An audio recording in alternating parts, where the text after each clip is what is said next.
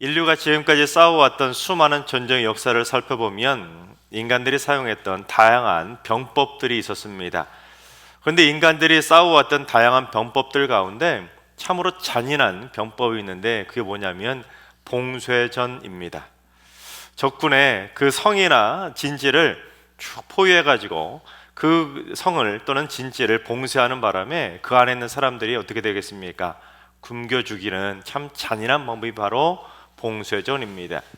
그런데 인류 역사상 가장 오래 지속되고 가장 잔인했던 봉쇄전이 있었는데 그게 언제냐면 2차 세계대전 당시 히틀러가 구소련의 수도였던 레닌그라드를 봉쇄했던 그때가 바로 가장 잔인했던 봉쇄전입니다.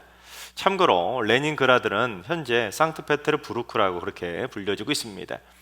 근데 히틀러가 얼마나 잔인했냐면 레닌그라드까지 진군할 때 그 독일군 병사들 앞에 누구를 앞세워서 진군을 했냐면 러시아 민간인들을 방패막이처럼 앞세워서 진군을 하게 됩니다. 그러니 이 러시아 군인들이 마음대로 쏘지도 못하니 계속 밀려서 결국에는 수도였던 레닌그라드까지 밀릴 수밖에 없었던 것입니다. 하지만 히틀러는 레닌그라드까지 진군했음에도 불구하고 그 땅을 점령하지 않고 레닌그라드를 포위하고 그냥 봉쇄를 해버립니다. 완전히 꽁꽁 봉쇄를 해버렸는데 히틀러가 얼마나 오랫동안 레닌그라드를 봉쇄했냐면 1941년 9월 8일에 봉쇄를 시작해서 1944년 1월 27일에 끝내게 됩니다. 총 872일, 그러니까 약 900일, 2년 반 동안 이 한 도시 전체를 철저하게 봉쇄해버린 것입니다. 여러분, 그러니 그 안에 있던 사람들이 얼마나 혹독한 시간들을 보냈겠습니까? 여러분, 말이 2년 반이지 2달만 봉쇄해도 난리가 날 텐데 2년 반 동안 식량 공급을 받지 못하니까 그 안에 있는 사람들은 식량 배급을 통해 하루하루를 버티게 됩니다. 그러다 나중에 어느 지경까지 되냐면 하루의 배급량이 얼마까지 떨어진지 아십니까? 한 사람당 하루에 식빵 한 조각만 배급을 받게 됩니다. 식빵을 슬라이스로 이렇게 썰어서 한 조각, 그 한 조각을 하루에 살도록 하루 먹고 살려고 그걸 배급을 준 겁니다. 그러니 여러분, 그 식빵 한 조각을 또 세 등분을 나눠 가지고 아침, 점심, 저녁을 먹는다고 생각해 보세요. 여러분, 그거 어떻게 버틸 수가 있겠습니까? 그래서 당시 레닌그라드 사람들은 그 움직이는 것이란 모조리 다 잡아먹었다고 합니다. 식물은 다 뽑아 먹었고 나무 껍질 다 벗겨가지고 죽을 써서 먹었다고 합니다. 심지어 톱밥도 끓여 먹었는데 여러분, 벽지를 뭘로 바릅니까? 풀죽을 써가지고 발라가지고 벽지를 바르지 않습니까? 그래서 그 사람들이 벽지를 다 뜯어낸 다음에 벽지 뒷면에 발라있는 풀을 다 긁어내가지고 그걸 풀죽을 써서 먹었답니다. 심지어 가죽으로 된 제품들을, 신발 같은 거, 벨트 같은 것을 푹 끓여가지고 마치 젤리처럼 해가지고 칼로 잘라서 그렇게 그 가죽들도 먹었다고 합니다. 그러다 나중에는 결국 사람의 인육을 먹고 인육을 사고 파는 일까지 있었다고 합니다. 그 때문에 900일 정도 봉쇄된 그 봉쇄전으로 인해서 무려 레닌그라드 사람 400만 명이 넘는 사상자가 발생했다고 합니다. 여러분, 상상만 해도 참 끔찍한 봉쇄 아닙니까? 그 수많은 사람들이 굶어 죽은 거예요. 근데 오늘 본문도 바로 그처럼 철저히 봉쇄를 당한 끔찍한 도시의 이야기입니다. 아람 군대가 쳐들어와서 사마리아 성을 철저히 봉쇄해버린 거예요. 그래서 사마리아 사람들도 결국 인육을 먹기 시작했는데 어떤 일까지 벌어졌냐면 두 여자가 서로 자기 아들을 잡아먹자고 제안을 한 겁니다. 그래서 오늘은 내 아들 잡아먹고 내일이 되면 당신 아들 잡아먹자고 서로 그렇게 제안을 한 것이죠. 그래서 약속한 대로 오늘 내 아들을 잡아먹었어요. 내일이 돼서 당신 아들 잡아먹자고 했더니 이 여자가 자기 아들 내놓지 않고 감춰버린 거예요. 여러분, 그처럼 성이 봉쇄를 당해서 제대로 끼니를 먹지 못하니까 사람으로서 가져야 될 최소한의 이성이나 양심마저 다 사라져버린 것입니다. 여러분, 이 얼마나 참 비참한 비극적인 현장이겠습니까? 그런데 사실 그 와중에 가장 비참한 사람들은 따로 있었는데 그들은 바로 나병 환자들입니다. 나병 환자들은 신으로부터 저주받은 질병이라고 평소에 성 안에 들어가서 살 수 없었습니다. 성 밖에 성 그 문 어귀에서 따로 지내야 했습니다. 그래서 성 안의 사람들이 간간히 건네주는 음식이나 받아 먹고, 또한 성이 봉쇄돼서 지금은 성 안에조차 음식이 떨어져 버렸으니 그마저도 완전히 끊겨버린 것입니다. 그러니 지금 나병 환자들은 이러지도 못하고 저러지도 못하는 그러한 상황에 놓인 것입니다. 그러자 이 나병 환자 네 사람이 어떻게 하냐면, 우리가 그냥 여기서 앉아서 그냥 죽기만 하지 말자, 여기서 죽기를 기다리지 말고 이렇게 결단을 내리게 되는데, 그들이 어떤 결단을 내리게 되었는지 우리 4절을 봉독해 보겠습니다. 만일 우리가 성읍으로 가자고 말한다면 성읍에는 굶주림이 있으니 우리가 거기서 죽을 것이요 만일 우리가 여기서 머무르면 역시 우리가 죽을 것이라. 그런즉 우리가 가서 아람 군대에게 항복하자. 그들이 우리를 살려두면 살 것이요 우리를 죽이면 죽을 것이라 하고. 우리가 성 안에 들어가 봤자 어차피 거기에 음식도 없는데 들어가도 죽는 것이고, 그냥 여기에 남아있어도 우리도 먹을 것이 없으니 여기 있어도 죽고 이래도 죽고 저래도 죽으니 우리 그냥 아람 군대에 항복하자는 겁니다. 만약에 항복하러 갔을 때 그들이 우리를 죽이면 어차피 죽을 목숨이니까 죽는 건 당연한 것이고, 만약에 그들이 우리를 살려주면 땡큐 아니겠냐고 그렇게 생각하고는 에스더가 말한 것처럼 죽으면 죽으리라는 그런 결단을 가지고 아람 군대로 가게 됩니다. 그런데 좀 마음이 두렵고 겁이 있었는지 낮에 가지 못하고 해질 무렵에 어두컴컴할 때 그때 찾아가게 됩니다. 그런데 아람 진영에 딱 가서 봤더니 어때요? 사람이 아무도 없는 겁니다. 이게 어떻게 된 일인지 우리 6절을 봉독해 보겠습니다.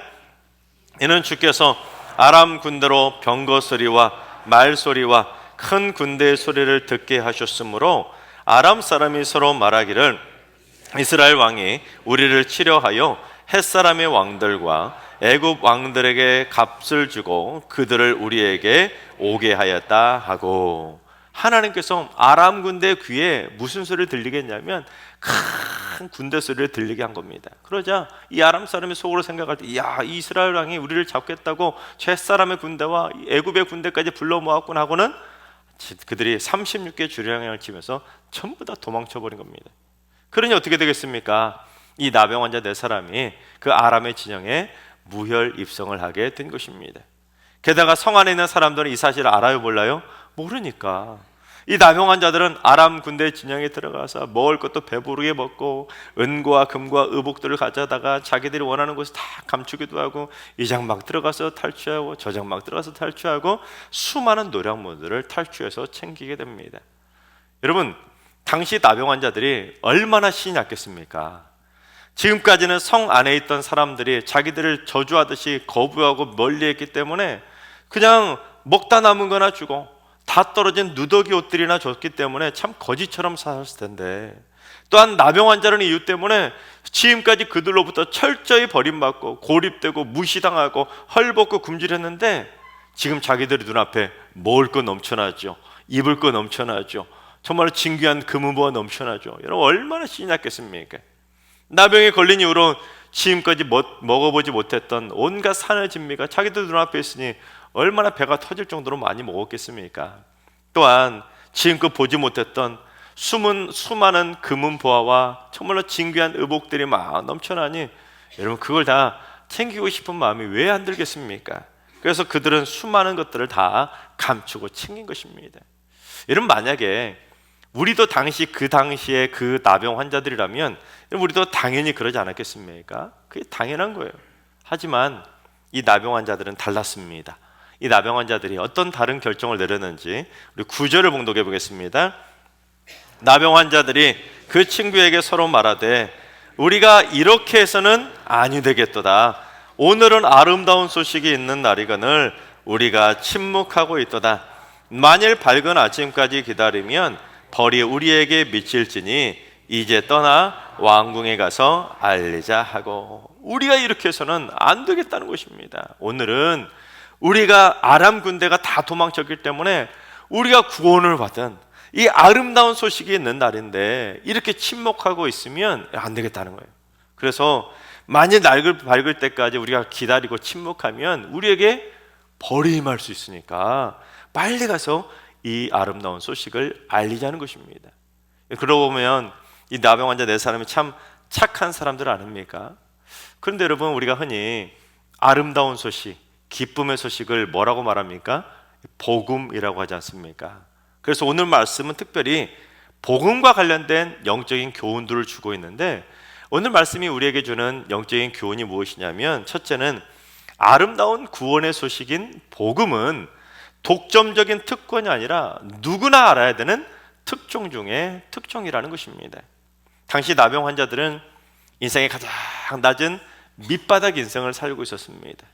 저주받은 질병이기 때문에 사회로부터 철저히 버림받고 고립되고 배척된 채 살았고, 심지어 저주받은 사람들이니 부정한 사람들이었으니, 여러분, 이 나병 환자들은 성전에 접근하는 것조차 허용되지 않았습니다. 그러니 이 나병 환자들은 성전에 와서 마음껏 예배도 드릴 수가 없었습니다. 싱싱한 음식은 고사하고 맛있는 음식도 먹을 수 없었고, 깨끗하고 화려한 옷도 입어볼 수 없었고, 평안한 그런 잠자리는 꿈도 꿀 수 없었습니다. 즉, 당시 사회에서 왕따 중에 가장 왕따가 바로 나병 환자들인데, 그런데 그 왕따들이 자기들을 버린 그 왕따 시킨 자들에게 아람의 군대가 전부 다 도망쳤다는 그 아름다운 구원의 소식을 전해 주었던 것입니다. 여러분, 당시 나병 환자들의 행동은 절대로 쉬운 결정이 아닙니다. 여러분 생각해 보세요. 사마리아 사람들은 나병 환자들, 즉 자기들을 버린 자들입니다. 저 성 안에 있는 사람들은 자기들을 지금까지 멸시하고 천대하고 부정하고 그렇게 박해할 정도로 철저하게 저주받은 사람들이라고 멸시했던 버림자들인데, 아람의 군대가 쳐들어와서 사마리아 성을 에워싸고 있는데도 그들은 어떻게 했습니까? 그 나병 환자들을 성 안으로 들이지도 않고 성 밖에 그대로 버린 채 방치해버렸습니다. 그러니 이 나병 환자들은 성문 어귀에서 오도 가도 못하는 신세가 된 거예요. 성 안으로 들어갈 수도 없고 이 아람 진영에 갈 수도 없는 참 애매한 상황에 놓일 만큼 철저하게 버림받은 존재가 바로 나병 환자들입니다. 그런데 이 나병 환자들은 자기들을 버려버린 그 사마리아 사람들에게도 기꺼이 아름다운 소식을 전했던 것입니다. 그렇습니다. 예수님은 나만을 위해서 십자가에서 죽으신 것이 아닙니다. 나만 알고 나만 천국의 특권을 누리라고 나만을 위해 십자가에서 홀로 돌아가신 것이 아니라, 설령 나를 미워하고 나를 버린 자들까지도 전부 다 알아야 되는 특종 중의 특종, 모두의 특종을 위해서 예수님은 십자가에 달려 죽으신 것입니다. 즉 세상 모든 사람들이 알아야 되는 특종 중의 특종이 바로 구원의 기쁜 소식인 복음인 것이죠. 그래서 이 기쁨의 소식은 우리만 알고 멈춰야 되는, 우리만 알고 독점적으로 누릴 수 있는 독점적인 특권이 아니라, 가까운 북한에도 전해야 되고 저 일본과 중국에도 전해야 되고 저 땅끝까지 전해야 되는 세계 제일의 특종 중의 특종이 바로 복음의 기쁜 소식인 하나님의 아름다운 구원의 소식인 것입니다. 그렇습니다. 복음을 영접한 사람들은 보물섬을 약탈하는 해적이 아닙니다. 여러분, 해적들은 어떻게 합니까? 보물을 발견해서 보물을 탈취하면 그 보물 발견했다고, 여러분 우리가 보물을 발견했습니다, 나눠 가지세요 하고 나눠주나요? 아니죠. 해적들은 보물을 발견하면 그걸 자기들끼리만 혼자 갖겠다고 몰래 보물섬에 감추게 됩니다. 절대로 공유하지 않고 나누지 않지요. 또한 제로섬 게임이라는 것이 있습니다. 혹시 들어보셨나요? 이 제로섬 게임이 뭐냐면, 승자가 얻은 이득과 패자가 얻은 손실을 합했을 때 제로가 되는 것이 바로 제로섬이라는 게임입니다. 쉽게 예를 든다면 구슬치기로 한번 제가 예를 한번 드리도록 하겠습니다. 여러분, 어떤 두 아이가 있는데 둘 다 구슬 10개씩을 가지고 있다고 해봅시다. 그런데 이 두 아이가 서로 가위바위보를 해가지고 이긴 사람이 하나씩 구슬을 가져가기로 그렇게 하고는 가위바위보를 다 하겠습니다. 그래서 A라는 소년이 B라는 소년으로부터 구슬 10개를 전부 다 딴 거예요. 전부 다 10개를 다 가져간 거죠. 그러면 이 B라는 아이는 어떻게 된 겁니까? 자기가 가지고 있던 10개의 구슬을 전부 다 뺏긴 거예요. 자, 그러면 계산을 해본다면 이 A라는 아이는 자기가 딴 플러스 10개의 구슬, 그 구슬하고 이 B라는 소년이 잃어버린 10개, 그 마이너스 10개의 구슬, 플러스 10개의 구슬과 마이너스 10개의 구슬을 합하면 합이 뭐가 돼요? 제로가 되는 거예요. 플러스 10과 마이너스 10을 합하면 제로가 되는 게임, 그게 바로 제로섬 게임입니다. 그래서 이 제로섬 게임은 승자가 패자의 모든 것을 다 가져가 버리기 때문에 잔인한 승자 독식 게임이라고 부릅니다. 그런데 복음은 승자 독식인 제로섬 게임이 아닙니다.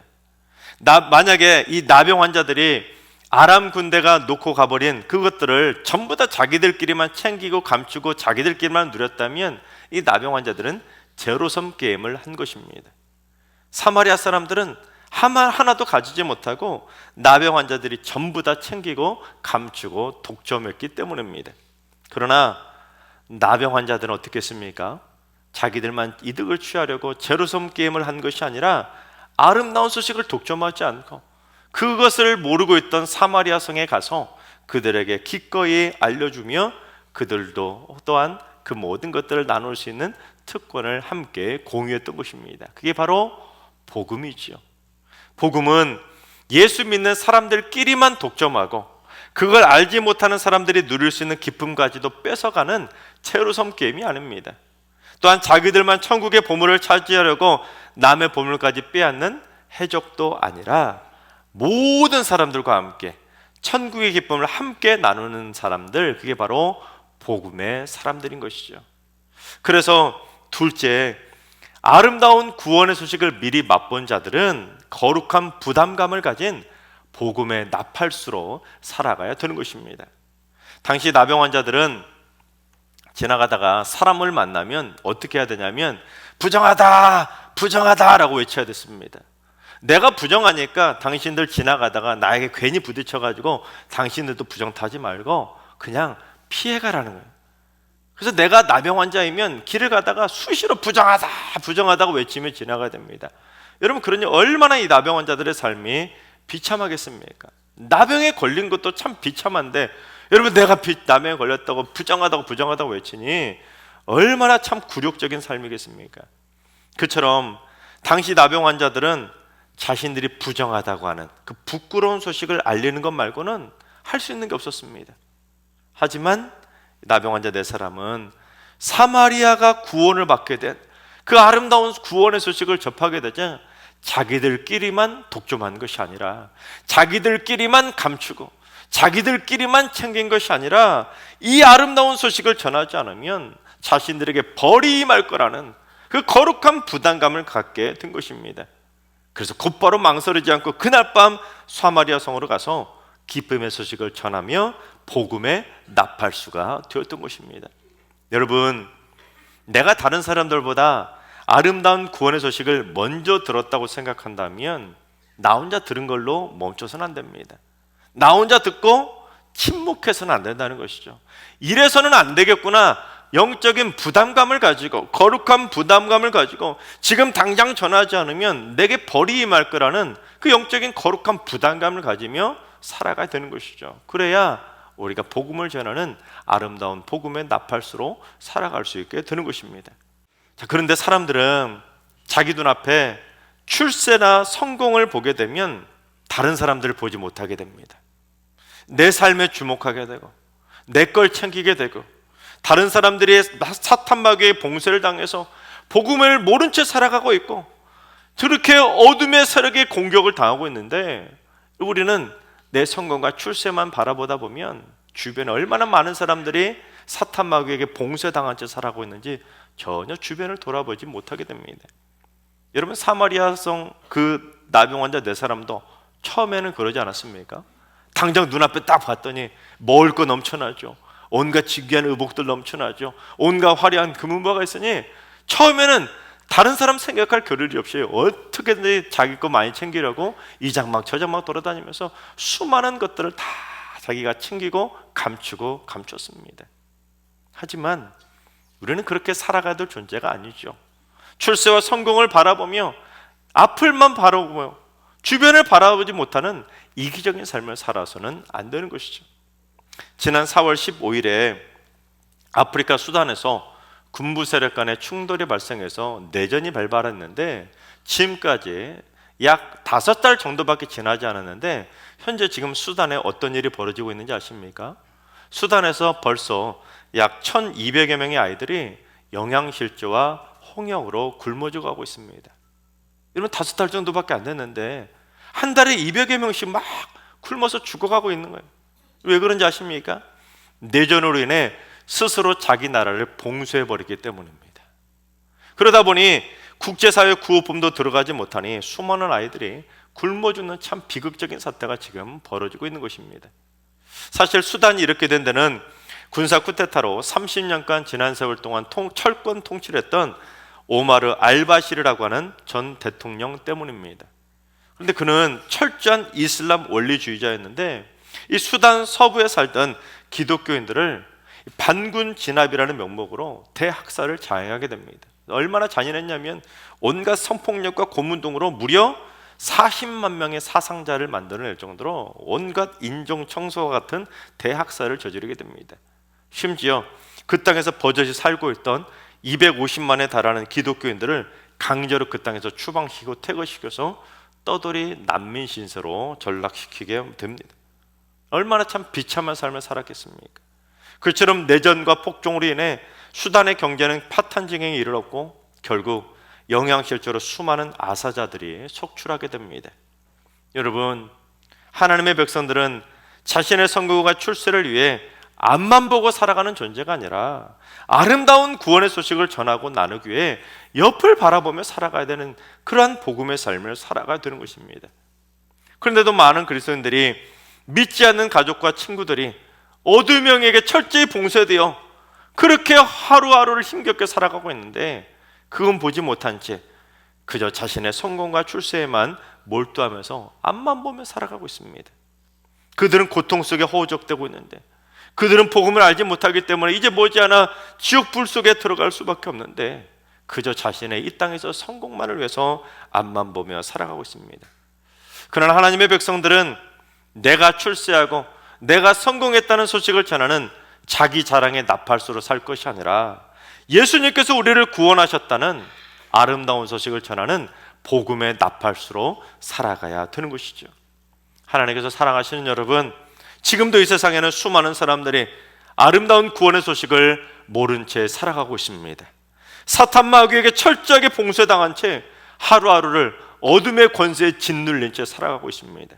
심지어 어둠의 세력들은 독수리처럼 하나님의 자녀를 집어삼키려고 지금도 노리고 있습니다. 그러나 이 자리에 있는 우리는 적어도 사탄 마귀의 봉쇄를 벗어나서 아름다운 구원의 소식을 미리 접한 복 있는 사람들 아니겠습니까? 자, 그렇다면 우리는 어떻게 살아가야 되겠습니까? 나 혼자서만 아름다운 구원의 소식을 접하고 끝낼 것이 아니라 우리 주위에 복음을 알지 못하는 자들에게 복음을 전하는 복음의 나팔수로 살아가야 되는 것입니다. 그래서 우리 모두 아름다운 구원의 소식을 전하는 복음의 나팔수가 되어 많은 이들을 사탄 마귀 봉쇄에서 구원해주고 또한 복음의 능력으로 어둠의 권세들을 물리쳐서 많은 이들에게 구원의 기쁨을 선물하며 살아가시기를 주님의 이름으로 축원합니다.